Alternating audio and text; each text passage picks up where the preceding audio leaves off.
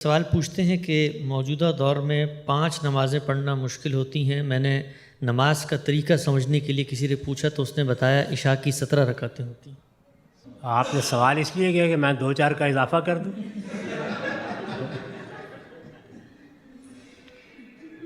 دیکھیے، نماز کے بارے میں پہلے جان لیجئے کہ یہ پروردگار کے حضور میں حاضری ہے۔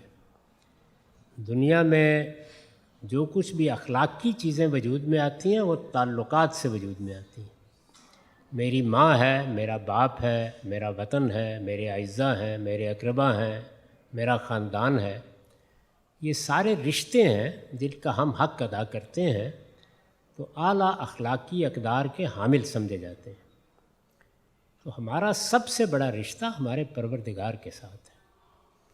آپ کی ماں، آپ کا باپ آپ سے کہے کہ آپ چند منٹ کے لیے میرے پاس بیٹھیں گے، کیا فی الواقع یہ ایسا بار ہے کہ انسان کو جواب دے دینا چاہیے؟ اللہ تعالیٰ نے 5 مرتبہ حاضری کے لیے کہا ہے اور فرمایا ہے کہ اس کا مقصد یہ ہے کہ اقیم الصلاۃ لذکری، تم اپنی دنیا کی مشغولیتوں میں مجھے بھول جاتے ہو، تو جب دن کی ابتدا کرتے ہو تو یاد کر کے کرو، دن ڈھلتا ہے تو مجھے یاد کرو، اور سورج نچڑتا ہے تو مجھے یاد کرو، اور شام پڑتی ہے تو مجھے یاد کرو، اور رات آتی ہے تو مجھے یاد کرو۔ تو یہ اقیم الصلاۃ لذکری ہے۔ اس کے لیے بڑا تھوڑا سا لازمی قاعدہ مقرر کیا گیا ہے، یعنی 2 رکعتیں فجر کی، 4 رکعتیں ظہر کی، 4 عصر کی، 3 مغرب کی اور 4 عشاء کی۔ یہ لازمی نماز ہے، یعنی یوں سمجھیے کہ لازمی حاضری ہے۔ یہ حاضری ہر حال میں ہونی چاہیے، بندہ اپنے سب کام چھوڑ کر اس کے لیے حاضر ہو جائے۔ پھر چونکہ دنیا کی زندگی ایسی ہے کہ اس میں مشغولیتیں ہوتی ہیں، کہیں کوئی سفر میں ہے، کوئی جنگ میں ہے، کوئی ڈاکٹر ہے، کہیں کوئی آپریشن کر رہا ہے، اور اس طرح کے مشاغل، تو ان میں پھر بہت سی رعایتیں دی گئی ہیں حاضری کے معاملے میں۔ مثلاً یہ بتا دیا گیا ہے کہ اگر کوئی غیر معمولی مشغولیت اس طرح کی ہے جس سے نکلنے میں دقت ہوتی ہے تو تم 2 نمازیں ملا سکتے ہو، یعنی ظہر اور عصر کو ملا کے پڑھ سکتے ہو، ظہر کے وقت میں بھی پڑھ سکتے ہو، عصر کے وقت میں بھی پڑھ سکتے ہو، مغرب اور عشاء کو ملا کے پڑھ سکتے ہو۔ تو اس طرح کوئی آپا دھاپی ہے، افراتفری ہے، کوئی سفر ہے، کوئی ایسی مشغولیت ہے تو یہ 3 رہ جائیں گی، یعنی 3 وقت رہ جائیں گے، ملا کے پڑھ لی جائے گی۔ اس کے بعد مزید آگے بتایا ہے کہ اگر اس سے بھی آگے کوئی معاملہ ہو گیا ہے، اترنا ممکن نہیں ہے، کھڑا ہونا ممکن نہیں ہے، مسجد جانا ممکن نہیں ہے، مصلی ممکن نہیں ہے حاصل کرنا، تو فرجالاً و رکبانا، چلتے ہوئے پڑھ لو، بیٹھے ہوئے پڑھ لو، سواری پر بیٹھے ہوئے پڑھ لو۔ تو یہ حاضری ہے، یہ دین میں قانون بتایا گیا ہے نماز کا۔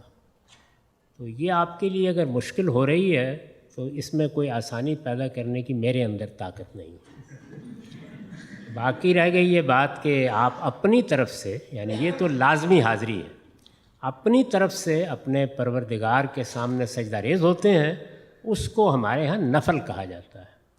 وہ آپ پر ہے، جتنے چاہے پڑھیں، آپ 17 پڑھ لیں، اس میں کوئی رکاوٹ نہیں ہے، لیکن وہ لازم نہیں کیے گئے۔ لازمی نماز جس کو آپ فرض کہتے ہیں وہ اتنی ہے، باقی نفل ہے۔ تو رسول اللہ صلی اللہ علیہ وسلم نے اپنی طرف سے، یعنی فرض قرار دے کے نہیں، اپنی طرف سے جو نفل پڑھے، جیسے کہ ہم سب پڑھتے ہیں، اللہ توفیق دے، ان کو سنت کہا جاتا ہے، وہ نفل نماز ہے۔ تو اس سب کو ملا جلا کے لوگوں نے 17 رکعتیں بنا لی ہوئی ہیں، ورنہ نماز عشاء کی 4 رکعتیں ہیں۔ خود رسول اللہ صلی اللہ علیہ وسلم نے اپنی پوری زندگی میں 6 سے زیادہ رکعتیں نہیں پڑھی۔ ہم سے جو وطر کی نماز کہا جاتا ہے اور نماز عشاء کے ساتھ پڑھی جاتی ہے، اس کی پھر کیا حقیقت ہے؟ یہ تہجد کی نماز ہے۔ نبی صلی اللہ علیہ وسلم یہ نماز تہجد کے وقت پڑھتے تھے۔ تہجد کی نماز کم سے کم 3 رکعت ہے، زیادہ سے زیادہ جو رسول اللہ نے پڑھی وہ 11 رکعتیں ہیں، بعض روایتوں میں 13 کا بھی ذکر آتا ہے۔ تہجد کی نماز لازم نہیں ہے، وہ نفل نماز ہے، حضور پر لازم تھی۔ جو پیغمبر ہمارے لیے دین لایا تھا اس نے ہمیں 5 نمازوں کا پابند کیا، اس کے لیے 6 نمازیں تھیں۔